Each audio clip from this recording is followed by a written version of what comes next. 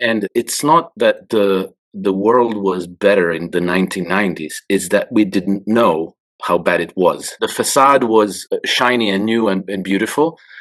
Now we're learning how things really were, and that's a good thing, because you can't fix things unless you understand what you're dealing with. No. And to understand what you're dealing with, you need to deal with the truth. And we're learning the truth. Trump has broken ranks with the City of London. That is crystal clear by now. And he's doing a whole lot of things that irritates the City of London and is actually causing them to panic, like declining to give Ukraine a security guarantee.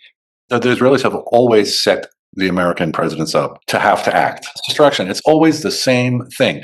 And we are so gullible every time. People want simplicity in life, don't they? I think it's worse than that. It's not even that they want simplicity. They don't question. And we've been trained, schooled to just listen to what we're told and accept it without question. Take the first step towards online privacy. Get NordVPN.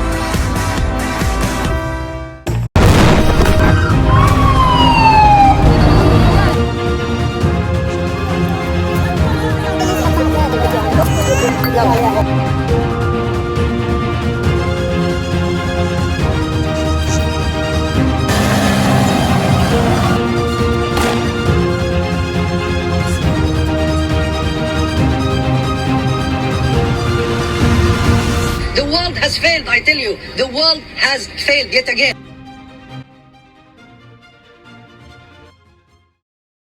Hey, Stephen. Hey, Alex. Thank you guys for making yourselves available once again. Got such a great reception last time.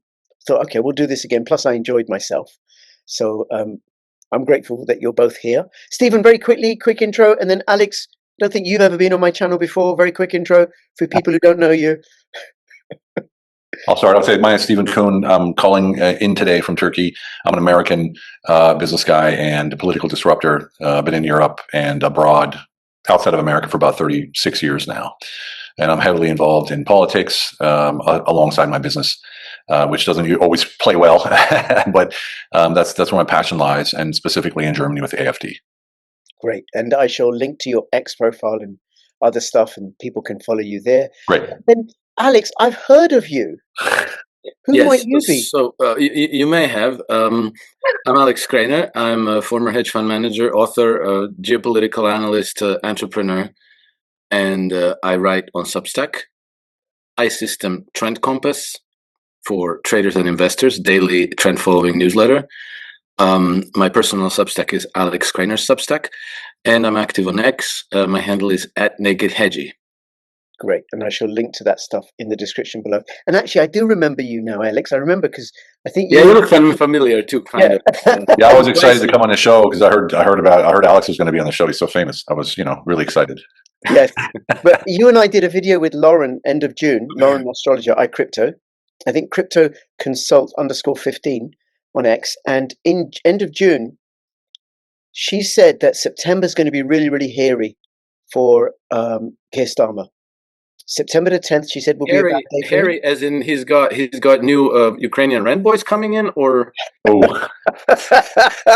couldn't help it. Sorry. No, that's fine. Couldn't resist. Just reminded how certain English idioms may not translate. Yeah.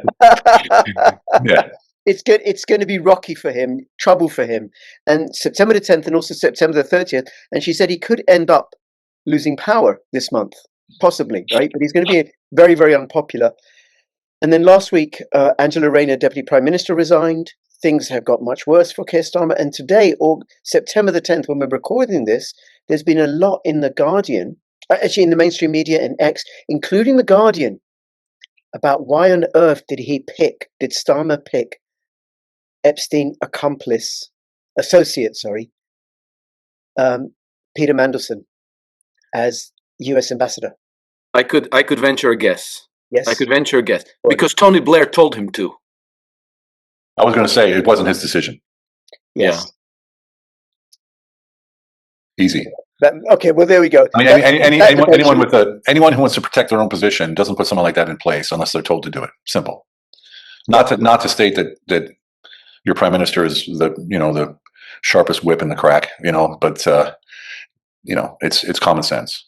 Yeah, no, he's got nothing going for him whatsoever. Nothing, nothing, nothing, nothing. Okay, well, thanks, guys. That's finished that inquiry. Shall we move on to something else then? Next. But actually, I'd forgotten that. Of course, it's Tony Blair pulling the strings afterwards, because that's who Mandelson works for. That's what Epstein was. It was a control operation. Peter Mandelson was also close with Lord Rothschild, Lord Jacob Rothschild. Right. He was close with him, yeah, and he's one of the fixtures of the British power establishment, and his career earned him the nickname the Prince of Darkness. Yes. So that's who is the British ambassador to Washington. Yeah, particularly venal, and given how Trump is no longer playing the tune that dancing to the tune of City of London and Blair, then Mandelson serves to keep an eye on Trump and also try and collar him, if it was actually possible to collar Trump. Yeah, usually get the opposite effect, at least short term. Yeah. Okay, and before we move on from the UK, because I want to talk about what's happening in the European Union and also Israel, any commentary you want to say about either of you about the state of the UK? I have friends in the UK. I used to live in the UK. I lived in the Barbican, downtown London, when it was still rough, and then it got nice. Now it's rough again. But I honestly, if I'm honest, I didn't like it there too much. It was loud all the time. But I liked the culture. I liked the foundation of morals. That's something that I really appreciated about the UK. Speak right, walk right, talk right. In London City, no brown shoes or brown belt after 1800. Things like that. How long ago was this, Stephen? What I was in the late 90s. Right. Yeah, and I really liked the culture there. I liked the tradition and the proper English as far as cordiality goes. Mm. And now, much like America, it's just people screaming at each other, attacking each other. One yelling louder than the other one, and even those ones who may be right, they're discrediting themselves because they're losing their cool. Emotions. There's a saying in Germany: you can be as right as you want, as long as you don't lose your cool, then you've lost. It doesn't matter if you get emotional in Germany, you've lost the conversation because they just ignore you. Right. That's why you never see anybody yelling in the parliament, because then it's over. And that's sort of how I see it now in the UK and the US too. Is you can't have a civil conversation with anyone, and if they don't have an answer for you, they just try to discredit you with some ridiculous answer that has nothing to do with what you said. It's scary because we're being accustomed. We're getting accustomed to it. We're being attuned into it, where we don't even look anymore because we're just so used to it. We're so used to this chaos. We're so used to the Ukraine war that now Israel, they bomb, seven different cities in a week, and it's like, oh yeah, we're so you know used what I mean? to it. It's bad, and people need to pan out and look at the big picture to see what's going on. But the focus should be on the leadership in your own world. So your own family, your own, community, your surroundings, your circle of influence. That's where we have the influence. And if we all do that, then we'll come out of this thing better. But if we keep looking over the fence to say we need to fix that and not fix ourselves, well, good luck. Alex? Yeah, well, I think that we have to be very careful not to succumb to defeatism through, observing these events, because they really look ugly, and a lot of it is deliberate, because part of the process involves demoralizing us. Yeah. And it's not that the world was better in the 1990s; it's that we didn't know how bad it was. Yeah. How do you call it? The scenery was intact. Yeah, they weren't out in the open. Exactly. Yeah, the facade looked shiny and new and beautiful. Now we're learning how things really were. And that's a good thing, because you can't fix things unless you understand what you're dealing with. Yep. And to understand what you're dealing with, you need to deal with the truth. And we're learning the truth. And the fact that the truth is awful is unfortunate, but nevertheless, we have to face it. And so I think that everything that's going on, as much as it is disheartening, is positive in the long term, because it gives us the opportunity to actually tackle the problems that we have and to make the world a better place for the future. So, Starmer, Europe, Macron, wars, Middle East, Ukraine, all of these things are, the process of the old obsolete structures in the world crumbling down. Yeah. And I always like to remember the Confucian saying that says, when the large tree falls, it falls with great noise and destruction. Yeah. And so that process will, this stuff that happens with great noise and destruction, it captivates us. It's like mesmerizing. You're almost hypnotized by it. But the other part of that saying is, but seeds grow in silence. And that process is much more powerful, only it happens almost imperceptibly. And I think that when we talk about humanity, those seeds are all of us, individually, as we're learning the truth, as we're learning to say no, as we're learning to hold the powers that be to account correctly, rather than falling into provocations, falling into misdirection, and so forth. So I think that even though it's happening always in marginal ways, barely perceptible, I think that we're in good shape. So we just have to keep on keeping on, persist, stand together, and cultivate faith and cultivate optimism. Because without it, we could just get too, how do you call it, paralyzed with fear, with doubt, and that's the only way we can lose. That's the only way. And it goes back to when the fear strikes out. What do you worry about? You worry about yourself, and then that's what they're counting on, and that's when the unity dissipates. Yeah. You talk about a system that's full of parasites. What's a parasite destroy first? Its own system, right? The parasite destroys the body. It doesn't destroy any enemies. It destroys us first. It destroys the body first. And if we're the seeds, then we got to, absolutely. I like that metaphor that we are the seeds growing in silent. But there's so many people. I speak this every day. I speak about unity and commonality, and everyone says, "Well, exactly what can we do?" Like you say that, Stephen, but stand together and stand strong. But do what? I have debt. I got a mortgage. I got a car payment. If I stand up, I'm going to get fired. If I get fired, I can't pay my bills. If I can't pay my bills, I'm homeless. There's that quagmire, that weaponized debt that's all around the world now, mostly in America, Canada, and Australia, and things like that. But there's a lot of people that believe what we're saying here, but they don't know how to do it.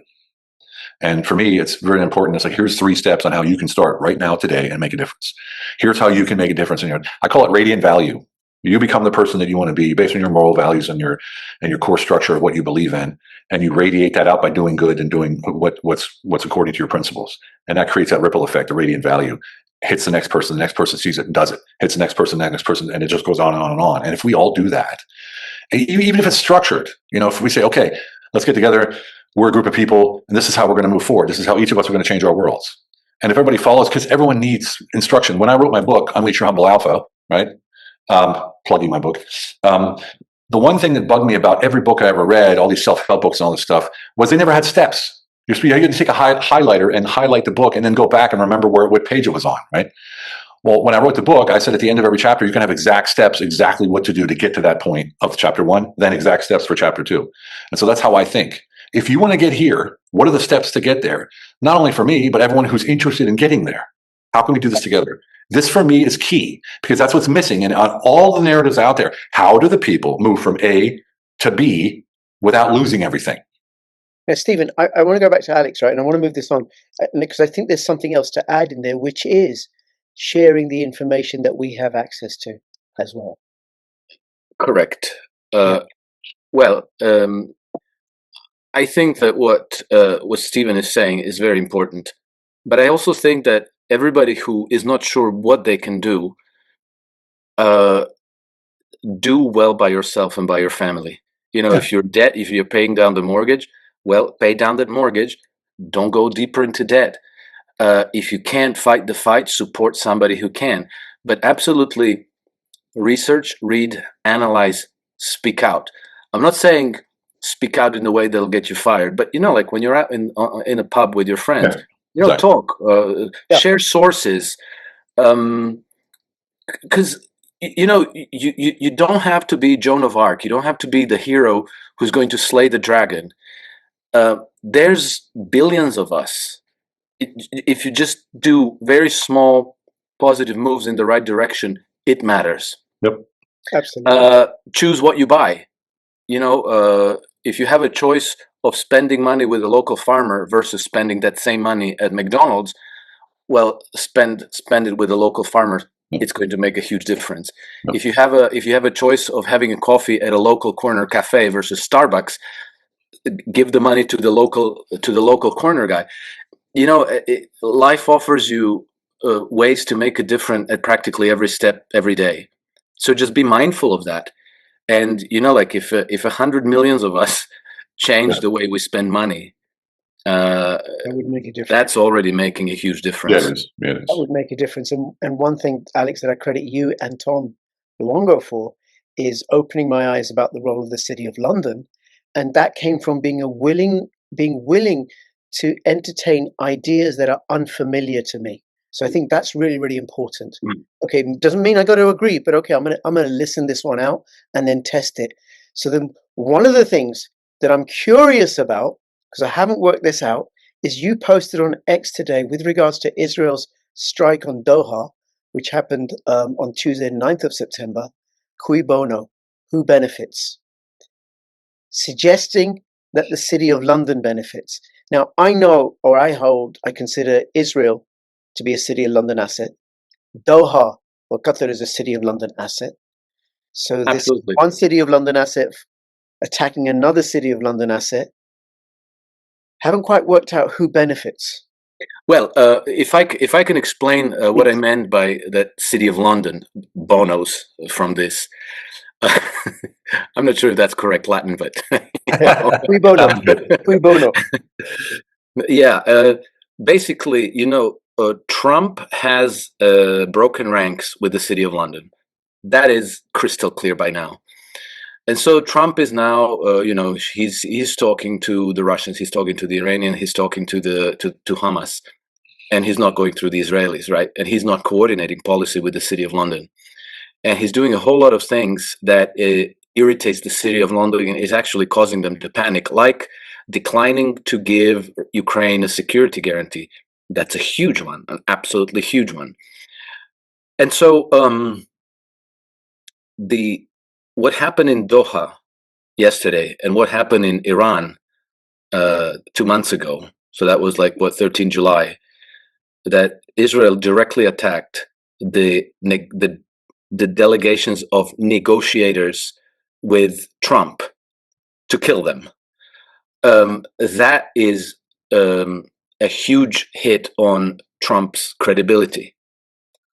And the Iranians are seeing this, the Chinese are seeing this, the Indians are seeing this, the Russians are seeing this, and they might think well, gosh, can we even talk to these people? We're, our lives are at risk by merely negotiating with Donald Trump.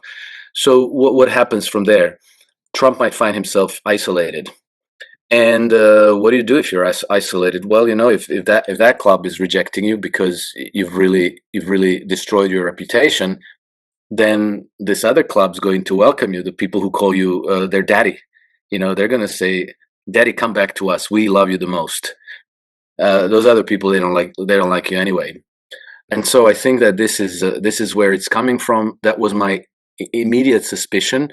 And then lo and behold, within hours, we find out that it was the British RAF surveillance aircraft that was circling Doha for hours, as they circle Gaza for hours every day almost. And what do they do in Gaza? They share the intelligence they gather over Gaza with the Israeli defense forces in the real time. They give them targeting intelligence. So that's probably exactly what they were doing in Doha. We don't know because they were hoping to keep it secret. This is the level of perfidious deception out of the City of London. Keir Starmer came out with a statement that the United Kingdom, the British government, abhors the violence and the acts of aggression, and all the virtue signaling that they habitually do. They claim the moral high ground, and then they do a whole lot of virtue signaling, like we're the good guys. Trump loses face because everybody's blaming him, right? But it's their attack dog acting on their targeting intelligence that actually executed the attack. And then the Israelis said, well, we got a green light from Trump. Well, I don't even understand why everybody's believing the Israelis on anything. Why would you believe them? Well, on the other hand, Trump, from his point of view, it's his own fault. It's his own damn fault that he got himself into this situation, because they already got him in Iran. That this already happened 2 months ago. Twice is unforgivable. Like you can't. And then like he makes things worse by this whole tough talk, like, Hamas, I'm warning you, this is your last chance. If you don't, if you don't accept the deal, then like terrible things are going to happen to you. That's really dumb, because you've made everybody, like, if you get into a fight with your neighbor and you tell your neighbor, you watch out, something really bad's going to happen to you, and then somebody poisons your neighbor's dog, everybody's going to assume that it was you, right? So you shouldn't, you shouldn't be a moron and issuing these kind of tough threats, because it's not, it's not a Western film. This is real. Learn diplomacy from Putin, from Lavrov, from Xi Jinping, from these people. See how they handle it. Don't handle it like you're in a freaking John Wayne Western film. Because now everybody thinks that Trump actually set them up to kill them, which I very much doubt that that's the case, because that would be so spectacularly dumb and moronic. It's not the case. I can tell you. You know that it's not the case. Yeah, I think it. From Israeli point of view, the Israelis, you can expect this from that. The Israelis have nothing left to lose. They're like, the Israelis have always called. The Israelis have always set the American presidents up to have to act. They've always done that. They did in Iraq one as well. When I went to Iraq, the same thing. Like, everyone was hush hush, and they were trying to do diplomacy, and then Netanyahu stood up and said, "There's weapons of mass destruction if America doesn't go in." It's like he made it happen. Right. So they forced their hand. And when I'm looking at these 7 cities, they're talking about one wasn't a city. One was the boat into Tunisia waters. Yeah. Regions, cities, places, whatever. Countries. 7 different locations. Put it that way. Yeah. And if you look at Gaza, strategically, it's like, okay, we need to do some groundwork here, so we're going to bomb some buildings, and everyone needs to leave, and then we're going to do a flush with the ground troops. They're basically just pushing people further into a corner, right? They're hurting the Palestinians further and further away, so they're cleaning it this way now instead of trying to do it piece by piece. It's very obvious. And then, as far as Trump goes, there's a German saying called he was bloßgestellt, which means he was made a fool of. Because he went to Qatar and said, we are now military alliances. And then one of the other alliances goes and bombs him. And then Trump calls and says, oh, hey, sorry, that shouldn't happen. It won't happen again. Meaning he had nothing to do with it, but he had to say something. He had to, give some kind of reaction to it. And it makes him look weak. It makes him look like he doesn't have anything under control. It looks really, really bad for Trump, because, he's like, well, Netanyahu is our friend. And well, first he wasn't, then he was again, then he wasn't, he was. Same with Putin, yes, no. And it's flip-flopping. And even Lavrov said, we don't even know if we can trust Trump anymore because he keeps flip-flopping. So, and this is a danger. And this is what, if you look at the big picture, I don't buy that Israel controls the world, right? I just don't buy it. It's not one person. It's not, the big problem is all the people underneath, down the pyramid, who profit from it, who keep doing the daily deeds, the intel guy, the pilot, the administrators, the guys delivering the messages, all of these black ops guys. These are all people that are complicit in this, right? That's the problem. They're getting their 40K a year, 50K a year, 100K a year, 200K a year, and they're following orders to put a piece of the puzzle in place, everybody in their own thing. So they're saying, look, I'm not doing everything. I'm just doing a little piece, so it's not that bad. And then they create this monster that we have now in the world. So, we can point at the big bad Netanyahu and Keir Starmer and all these people and Trump. They're not the problem, because if there weren't people underneath them who did what they said and profited from it and keep doing it because they're profiting from it and getting that personal gain, we wouldn't have an issue, would we? Yeah, which Stephen, which speaks to Alex's point, and I think it's also in the film The Ants that we are many, they are few, and we can stand up, right? But I have a couple of questions about this whole incident. So on the one hand, it makes complete sense to me what you said earlier, Alex, that Trump is out to rescue the United States from underneath the heel of the City of London. The City of London is not going to be running the US anymore. He wants independence and sovereignty, and then form an alliance with Russia and China, an economic alliance, a trade alliance. Yep. And that means that he's got to somehow divest himself or break the connection with Israel, because Israel is controlled by the City of London. But with regards to this assault, Qatar's got the largest US military base. Why didn't they do anything? And then, Trump's got an alliance with Qatar anyway, a military alliance to support them. I'm finding it tough to square this circle, and I'm just wondering what else is going on. I mean, you don't even know. I mean, you remember when Saudi Arabia was sending jets over to Yemen, bombing Yemen? It was something like 3 or 4 years ago, maybe 5 years ago. They were all Israeli pilots flying them Saudi planes. No one knew that. They thought it was just Saudi Arabia. No, they were Israeli pilots flying those planes, bombing Yemen. And it was coordinated by the British. Yep. And the BAE systems had something like 6,000 mechanics and engineers in Saudi Arabia maintaining the aircraft and the equipment. Yeah. And they were saying that if we weren't here, Saudis couldn't continue this campaign for more than 2 weeks. Yep. So it was, it's very strange to me that people almost, I used to think this way as well, that when something bad happens and, the United States is there, like suddenly caught in the flashlight with bloody hands, we all assume that it was always the United States. But then when you dig a little bit deeper, you see that the British are always playing some kind of a critical role that actually determines the outcomes. It's not, they don't bring the aircraft carriers and they don't fly the planes and they don't launch the missiles, but they pretty much rig the place for an escalation and put everything in place. And then I think that if they don't get their way by covert means, only at that point, if it becomes necessary to apply blunt force, do the Americans come into the picture, and then everybody sees it.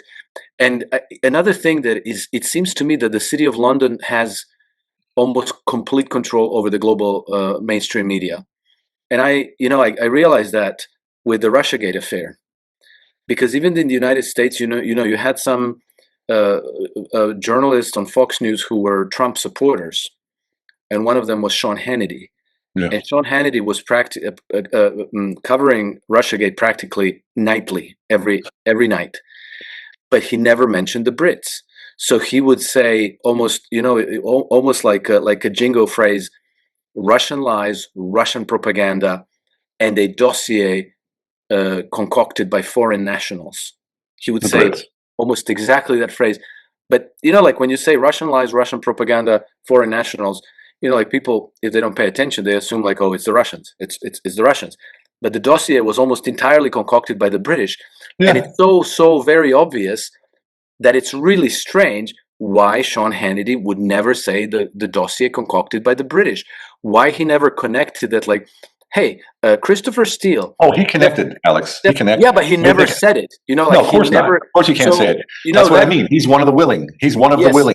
That's what I mean. Like it also tells you, regardless of who he is, it tells you that there's some kind of a power that makes sure that the Brits are always covered, that they're never exposed. And even in the United States, even in the American media, there's a fatwa in place: thou shalt not speak about the Brits. like the Wizard of Oz behind the curtain. Yeah. But you can, and also it's funny because freedom of speech. You can go out there and you can criticize Trump all you want. You could criticize Biden all you wanted, Clinton, George Bush, everybody, but you can never criticize the Brits. No. Yeah, no, I get it all the time when I criticize the EU and then include the Brits in it. I get all kinds of flack. Yeah. I got flack in Croatia, believe it or not. Yeah, I believe it. You know what? I'm kind of worried that they're cooking up a war in the Balkans, right? So I've been to some local podcasts here in Croatia and in Croatia. Well, finally, and I've been saying, like, look, Bosnia is full of Brits. Sarajevo is full of British agents, intelligence agents, NGOs, the British Council, foreign office personnel, and so forth, and they are stirring the pot. You can tell. Everybody can tell. And so I've been speaking about this in a few podcasts. Well, somebody told me, basically, we don't want to be talking openly about the British role in Bosnia. I said, why the hell not? That's exactly who's stirring the pot. We have to expose them, else we're going to end up going to war, not really knowing why. But somehow, you're not allowed to do that. People are reticent to mention the British. No problem piling manure on Americans. You can bitch and moan about Americans all you want. Yep. The EU, no problem. Friedrich Merz, the French, the Germans, everybody's fair game. But you're not supposed to be talking about the British. That's really interesting. Yes. Now, you said about they're stirring war in the Balkans, and I know you mentioned that in the video, I think, that you and I did with Susan Kokinder and Tom Luongo. We got another one of those coming up this Friday, the 12th of September. But there is war coming to Europe, or expanding. There's already war in Europe. It's going to expand. And Stephen, you posted something today about I say false flag by the Ukrainians or EU or NATO with these drones, these alleged Russian drones flying over Poland. Yeah. Well, everyone heard about the drone attack on Poland and how NATO stood up and said, and Poland. Well, first of all, Poland had just said a day before, we're not going to be involved in a war. Next thing you know, there's drones going into Poland, and they have to protect themselves. And look what Russia did. It's so obvious. But if you just want to not use your intuition or your common sense, then you want to look at facts, right? And the facts are the Russians have these. I forget what they're called. The drones from that are from Iran. They're black, right? They're all lined up in black. Well, these drones were white and gray. Who has white and gray drones that are bad copies of the Iranian drones? Who has those? Not the Ukrainians. Surely not. No, not at all. And where do they get them from? You see what I'm saying? And then if you look at the photos of the crashed and shot down drones, look at the tail numbers. And that'll tell you everything you need to know. Okay, so spell it out. It's not Russian. I'll put it that way. So it's not in Cyrillic, in the Russian? No, it's not Russian, and they don't even use those types of tail numbers. Okay. So it was obvious to me. I mean, it took me 30 seconds, right? And of course, I probably did a video, and now you have all the internet experts out there that are saying, well, obviously this was Russia, and they're testing NATO to see how far they can go. And actually, no, it's the West provoking so that they could. It's the same thing Hitler did. It's the same thing the Gulf of Tonkin. It's the same. It's 9/11. It's 9/11. Yeah. Every time. Weapons of mass destruction. It's always the same thing, and we are so gullible every time. People want simplicity in life, don't they? Well, they want simple answers, and they would destroy themselves in a simple manner. I think it's worse than that. It's not even that they want simplicity. They don't question. And we've been trained, schooled to just listen to what we're told and accept it without question. So it's not even simplicity. It's like, for me, it's real simple. My intuition is my only truth. That's the only real truth. As soon as it comes from here up to here, I already know I'm messing with it. So I always try to push it back down here again and say, what does it feel like? Well, this feels like bullshit to me. All right, let me look into it. Where are the pictures? Are these the right pictures? Verify these are the pictures that the Polish people. Yep, these are the ones. Was it 2? Was it 17? Was it 19? Okay, look at all the pictures. Dude, they're white. They're white drones, and they're cargo. They're bad copies. They're like cargo drones that carry ammunition and stuff. They aren't even attack drones. The 1 to 2 that I saw, and so it's so blatantly obvious, but no one cares. Well, it's not blatantly obvious. That's the tragedy, right? It is to, I suppose, independent thinkers and free thinkers who are willing to consider other stuff, right? But if we've been schooled, and I suspect, Stephen, and I want to come to Alex in a second, right? If I suspect that when you were at school, you were a bit of a naughty boy or a free spirit. Yeah, I was always a loner. I was always the dork. Yeah, you didn't conform, and look at you now, you free thinker. Yeah, a lot of good that did me. I didn't have a girlfriend until I was 19. So, Well, that's a whole other matter. We don't deal with those sort of personal issues in this channel, right? In this conversation.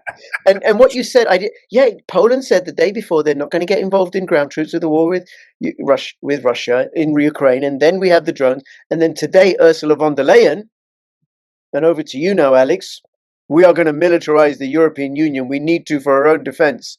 Don't forget the foreign minister of the foreign minister of Ukraine fled to Poland too yesterday. Oh yeah, he got Polish citizenship. How does that tie in? That's Yeah. true. That all that is so embarrassingly obvious. Yeah. Well, you know, Okay, I okay. I'm gonna have, sincerely, Alex. Sorry, I'm gonna have a go. It ties in because he knows what's coming and he wants to get out. No, okay. Sorry, Alex. Please carry on.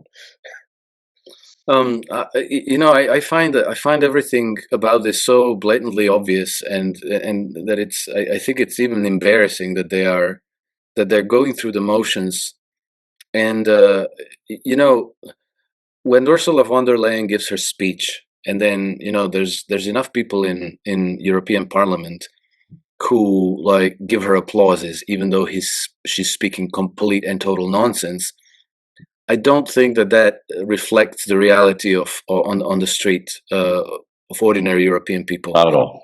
Because I think that the danger from Russia is not widely perceived. You know, like people don't. You know, like some drones came into Polish airspace. Yeah, okay. What's the explanation?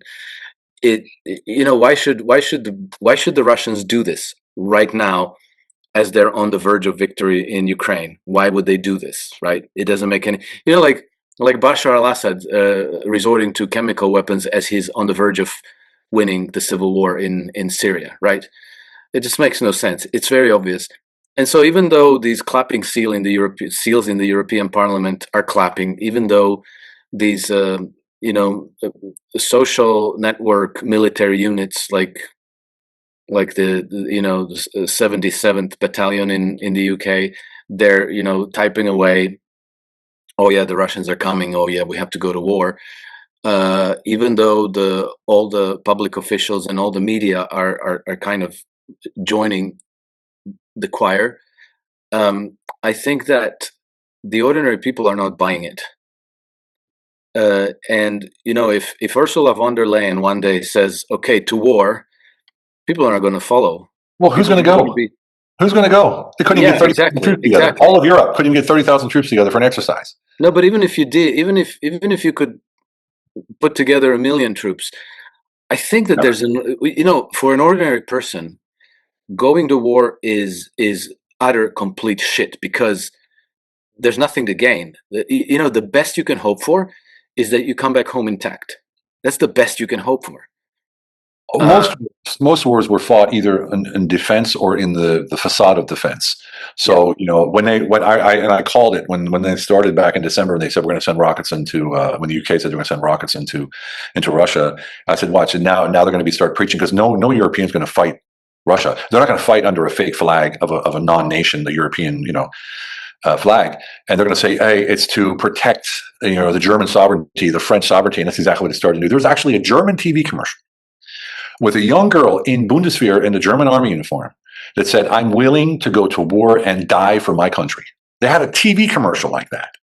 And they took it down real quick because people were like, not me, you know, not working on this one, you know. And so they took it down. But that was actually a commercial that they're trying to, it's a complete psyop. But it's not working because there are no troops. And in Western Europe, masculinity has almost but disappeared. Well, so even that fighting spirit isn't there anymore. Okay, but just to add to that, during Starmer's 1 year as PM, 15,000 soldiers have left the British Army. Well, speaking of missing masculinity, Starmer, and all those soldiers that have now left, right? They're now. Well, I'm not going to say nothing about the Brits. There's some hard as nails. Sure, God, they are some badass. The army has reduced, and it wasn't big. You know, I think maximum 70,000, right? And it's now reduced. But then there are all these migrants in these camps in Ireland, and then now they're going to put them in military barracks in the UK. Well, train them, give them a gun, offer them citizenship, and off you go to Ukraine to fight the Russians. Welcome to America. Welcome to America. You know, we have 60% of our troops are all non, you know, U.S. born citizens, basically. You know, minorities and immigrants. Right. You know, look at who fought this is the Civil War. The Irish. The Irish were huge. The Germans were huge in the Civil War in America. Massive. You know, they sent a German general over, you know, to help us out, and the Irish were massive in that. Right. So then European Union Immigrants. and the UK could recruit. Could they recruit? The difference is they moved there to get a better life, and the immigrants were brought there for a better life for them, but not to assimilate. So I can't imagine that any immigrant's going to fight for the UK, Germany, France, or whatever. I can't imagine. I cannot imagine. So wait a minute. So wait a minute, Stephen. What you're saying, right?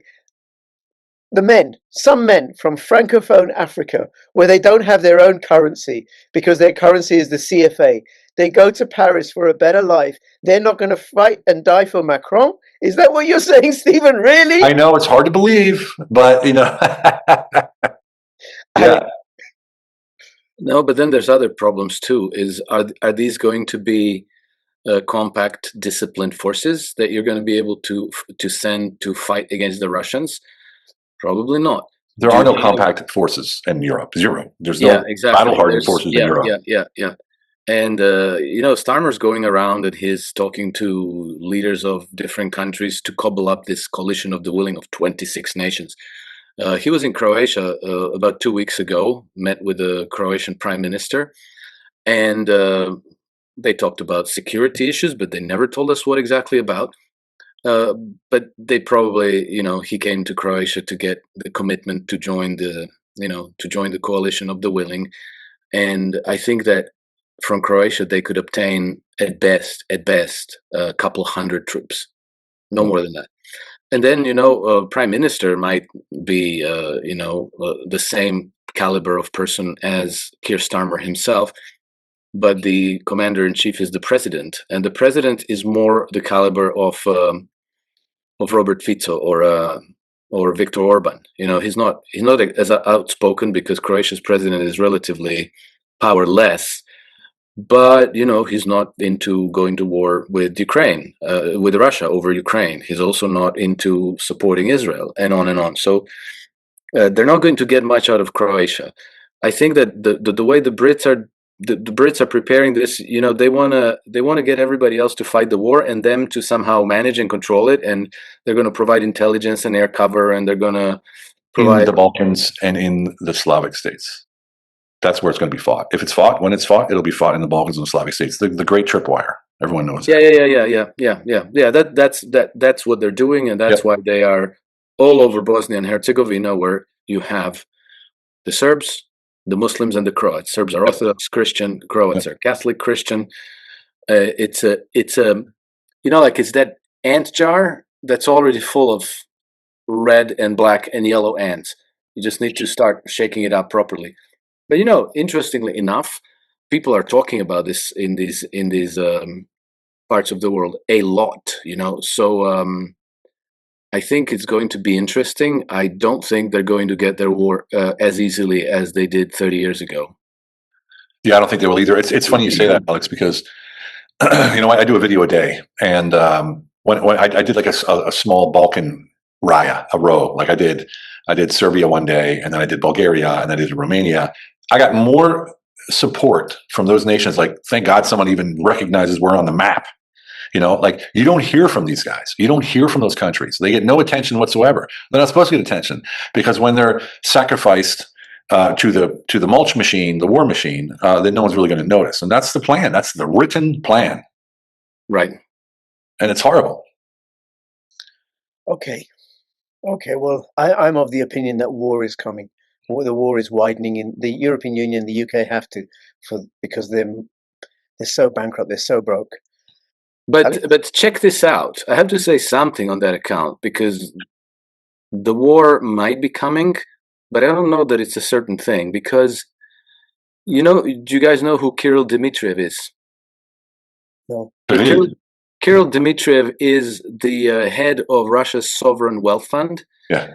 He's a key advisor to Vladimir Putin for questions of economic development. And he was one of the people who was at the Alaska summit in August.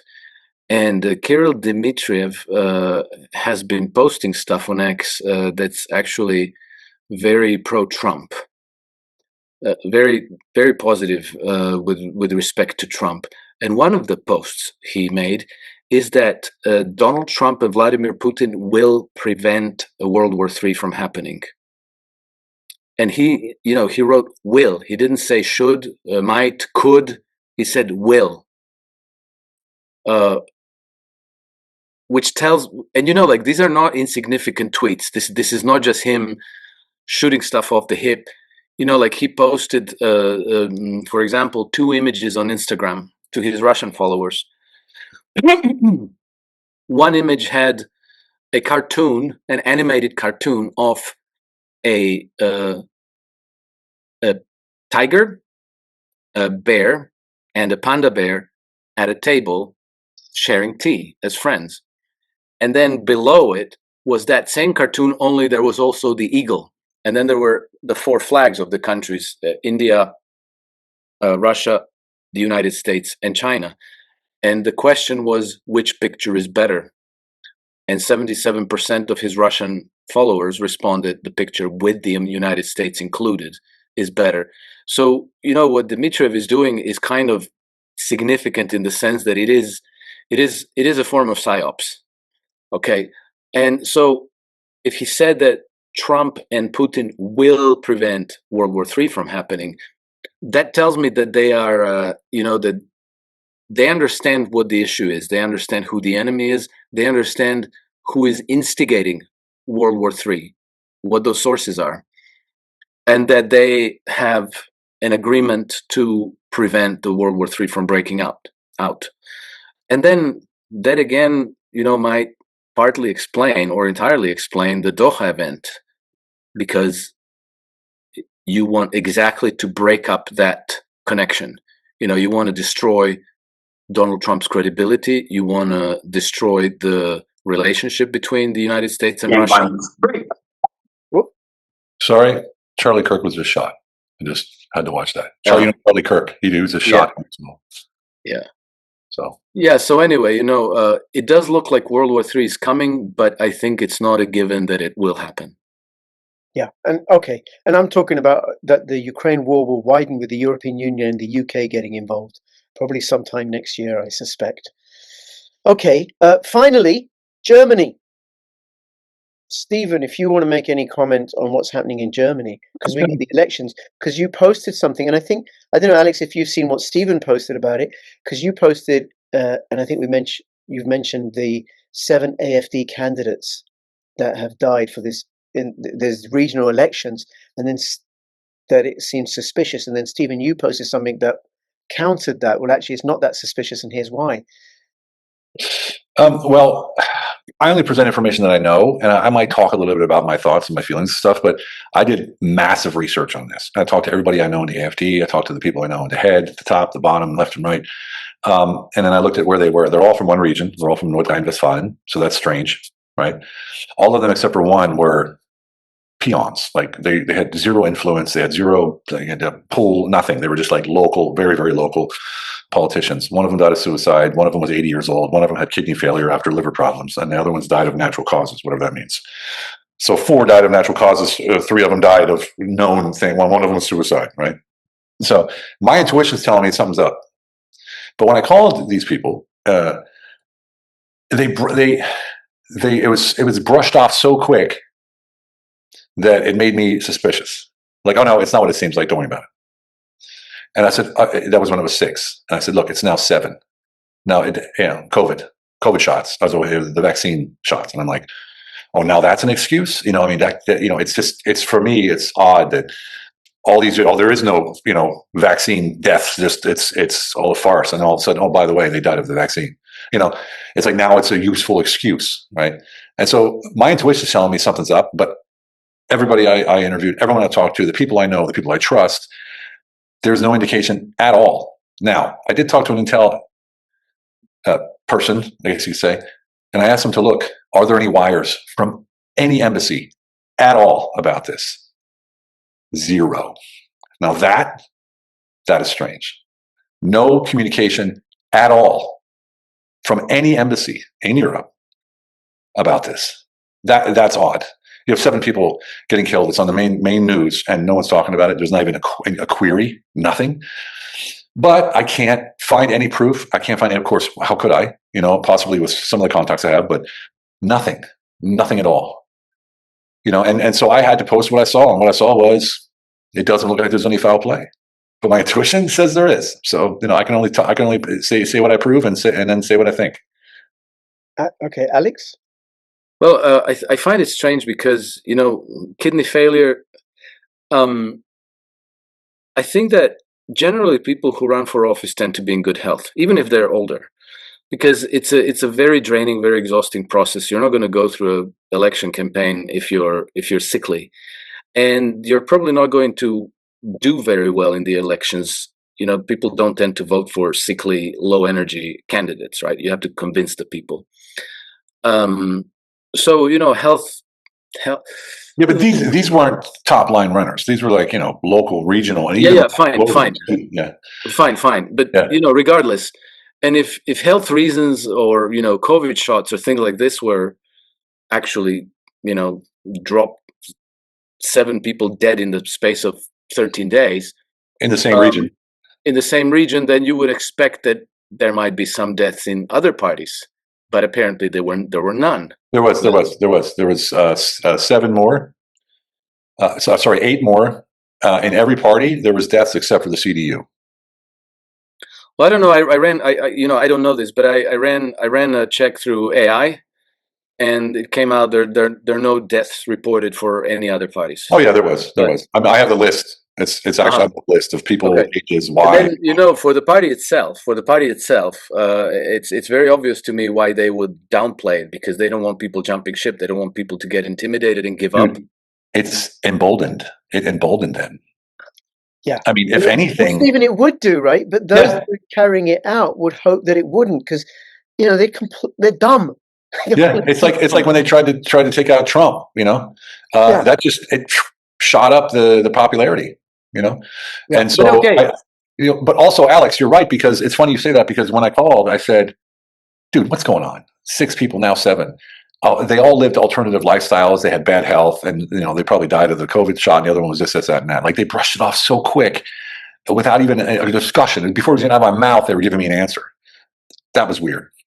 Yeah, it doesn't add up. But then there's also the side that, like, let's say it was all a coincidence, which statistically it's very very close. Someone actually did the math on X on that. It's like 1 in 16 trillion or something. It's like ridiculous. Yeah, there you go. So, but even if you accepted that was a coincidence, and you wanted to win those elections, and you wanted to win future elections, wouldn't you exploit the hell out of that rather than brushing it off? That's really weird. Yeah. Well,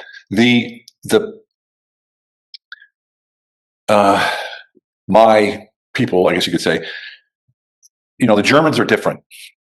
Germans downplay everything. They're not emotional. They're probably the coldest people you'll ever meet. Maybe some Scandinavian countries can compete, but they're probably the coldest people you'll ever meet when it comes to public emotion. And the way that they show support or sovereignty is quiet. You've heard that no news is good news, right? That comes from Germany. If they're not talking to you, everything's fine, right? So they don't vent their emotions if they're mad at you. They don't vent their emotions. It's very calm, and that's what they call humility and humanity. You don't talk about it. You don't disregard them. You don't disgrace the families by talking about them. You don't make it public and all these kind of things. So it's a cultural thing in Germany, whereas we as Westerners, we go back to philosophies again. It's the same thing. It always goes back to philosophy. And it's a collectivist community, a collectivist nation there. So there's so many things to take into account, but just think about it. Nordrhein-Westfalen, right, is a fairly large region, and all 7 came from that region. And there's only 2 regions that are voting, and Nordrhein-Westfalen is one of them. You know what I mean? So it's like, damn. But why? My thought was this. Okay, let's say they did it, right? Let's say they were taken out, right, with a heart attack gun or whatever they call it. Why these guys? Was it a litmus test to see how the public reacts, how the world reacts? Why these low level, and I don't want to say nobodies because they're all humans, but no influence. They had no influence, nothing. They had no influence, they had no pull, no nothing. Why them? It would make sense. Well, maybe it was exactly to intimidate, to scare. Oh, it didn't work. It didn't work. I can tell you that. But Stephen, a lot of what the globalists have done, are doing, and are going to do ain't going to work. And one of the reasons... They're getting desperate. Yeah, I do got to finish this up, right? Forgive me. But one of the things that makes a difference is one, people questioning, not accepting what we're being told, questioning, and being willing to examine and at the very least consider different perspectives from a wide range of sources. Anything you guys want to say before we finish up? Either of you? Oh, that's a great way to ask that question, because usually said any last words. And I always said, like, I was planning on living, you know. Alex, any last word? Well, I'm planning on you living. You know, this has gone well. I'd like you to come back at some point, Alex. That would be good. Oh, thank you. Thank you. I'd be delighted to. Well, you know, things are getting extremely interesting, but I think that we shouldn't succumb to the defeatism. We have to be courageous, because you know maybe the reason we're here is because we have to fight this fight, and how we do is going to determine what future our children have, because you know it's entirely possible that they're going to have a future of slavery in 15-minute cities, and it's our job to not allow that to happen. Um, Keep in mind that when a great tree falls, it falls with great noise and destruction. Don't be too mesmerized by that. Don't allow that to hypnotize you. Don't allow that to frighten you. Seeds grow in silence, and that process is orders of magnitude more powerful than that old tree falling. Old trees are meant to fall. We just happen to live in the process when, you know, a 500-year-old tree is falling down and it looks scary. But seeds are growing as we speak. Absolutely. Thank you, Alex. Stephen? Well, you know, I mean, I'm not as eloquent as Alex. Probably studied like art, you know, literature or something. I know. I was thinking. I don't know if it was. I think it was Ben Franklin or Thomas Jefferson said that those who sacrifice freedom in the name of security don't deserve freedom. You know, and we get this all the time. We have to be safe. We have to be safe. Secure. That's all we ever hear. It's starting to wear out, and people are getting weary of it, but they don't know what to do. And I think it's our job as people, as opinion leaders, or whatever you want to call us, to lead the way, and not just by doing, but by showing and helping. Yep. And I truly believe that forming small little organizations, even if they're online talks, you know, I have a call every Wednesday, for instance. I've been doing it for 6 years, where I lead a certain direction. It's in business, but it's also on moral values and principles. I truly believe this can change where we are right now. But if we don't do it soon, you know, we'll be wishing we did. Put it that way. Yeah, and I would say, Stephen, it is happening. It is happening. The old trees are falling. Their structures, they're getting more desperate because they're losing. They're losing on too many fronts. Mm-hmm. Okay, Stephen, Alex, thank you both. Thank you. Links to the description in the notes below. Please follow them on X and all their business, and share this far and wide. And look forward to speaking to you all soon. Thank you so much. All the best. Bye-bye. Take care, James.